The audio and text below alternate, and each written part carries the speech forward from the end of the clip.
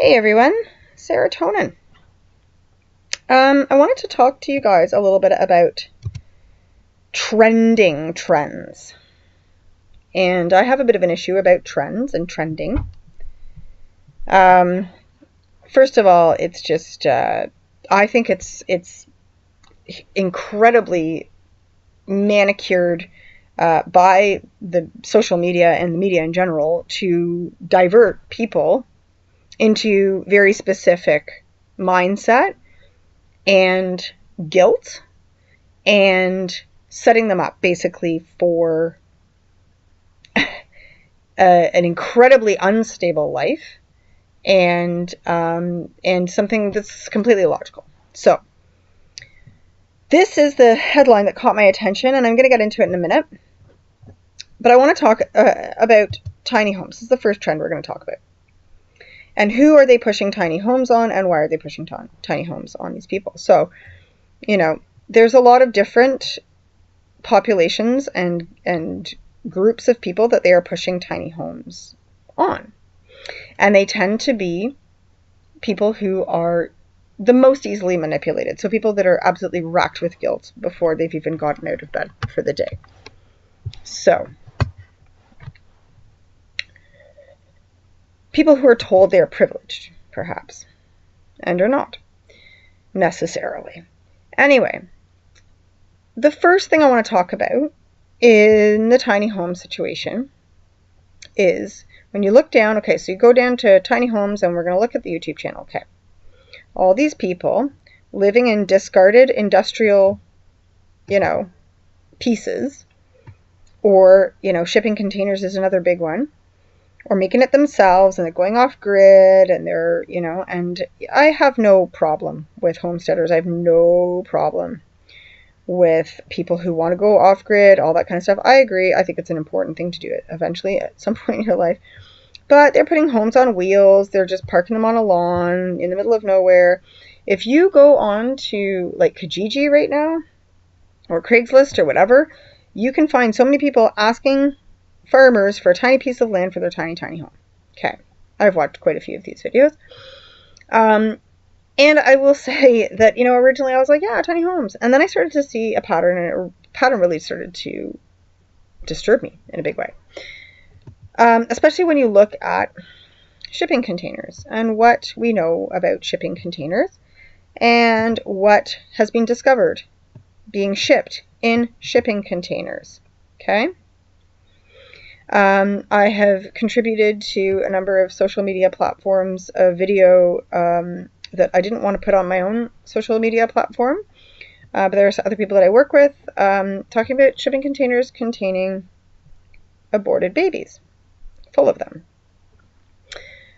We also have heard about shipping containers being used to ship art around the world.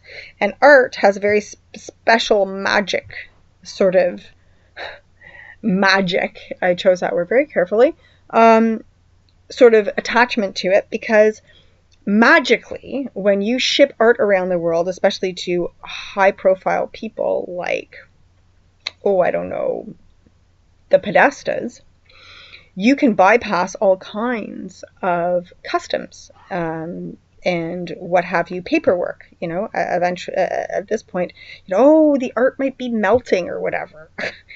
And so a lot of things get shipped in these shipping containers under the guise of art, and they never get looked at or inspected properly.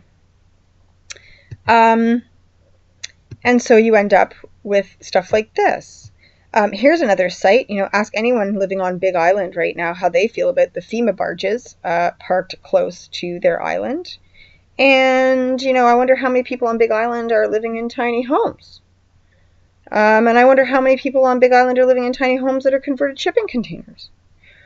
Oh, and then I wonder how many people on Big Island are living in tiny homes that are shipping containers that were used for other things, to transport things we don't know about.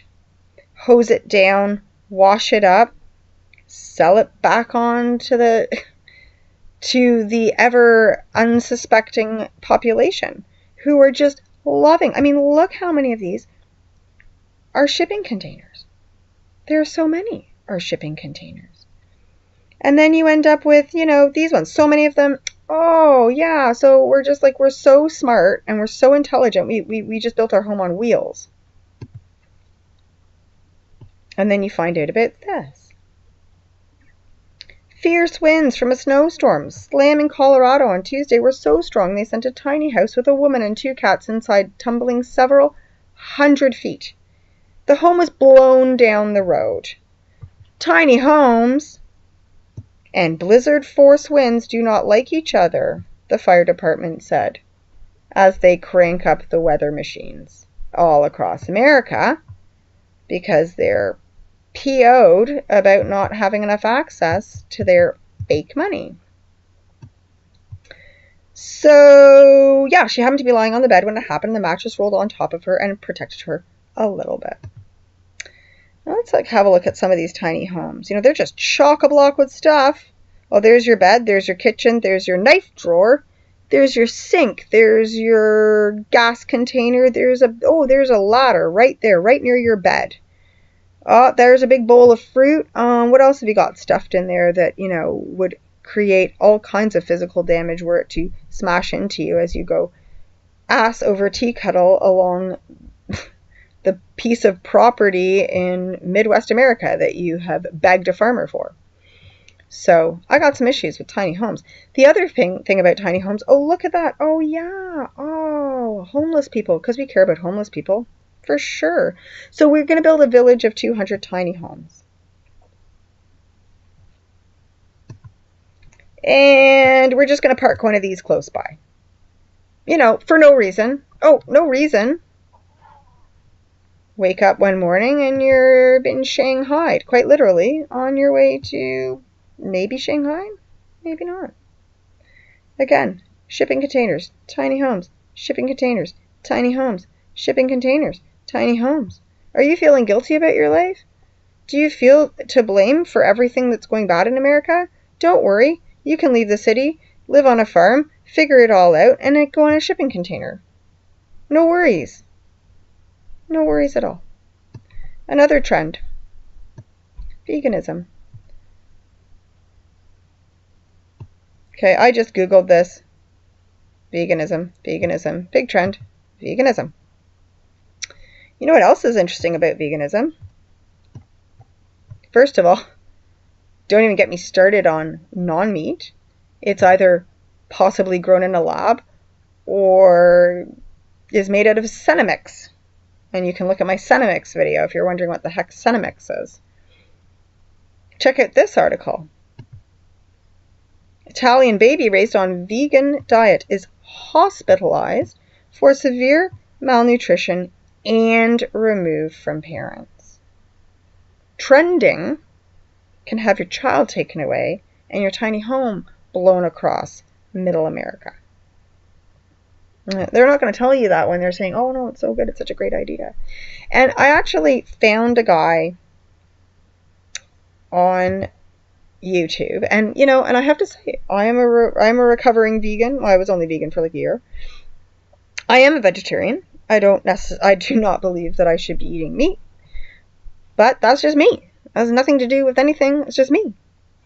This guy, I have to say, don't like his channels because he's just incredibly shaming. Like, he just basically sits there and mocks them for every single thing they eat. So I do not recommend you watch his videos, but he does have some pretty compelling information.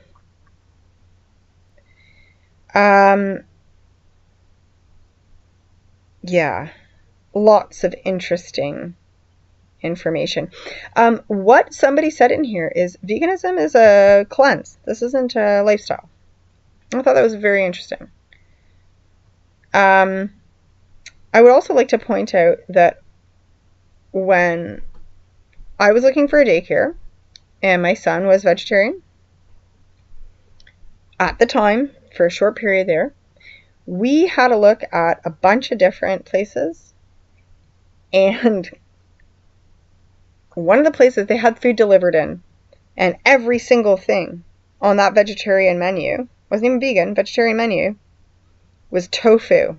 That was all they were serving. So we kept looking until we found someone that was going to serve him actual vegetables and grains and things like falafel and chickpeas and actual food, not just a bunch of fake food created in a lab and then called meatless meat. So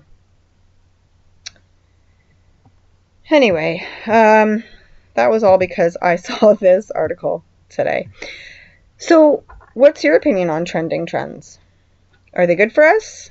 Or is it just here to shape the mind and tell us that what we're doing is wrong and trying to lead us down a path that will only create a worse situation than better? Gotta run. God bless. Talk soon.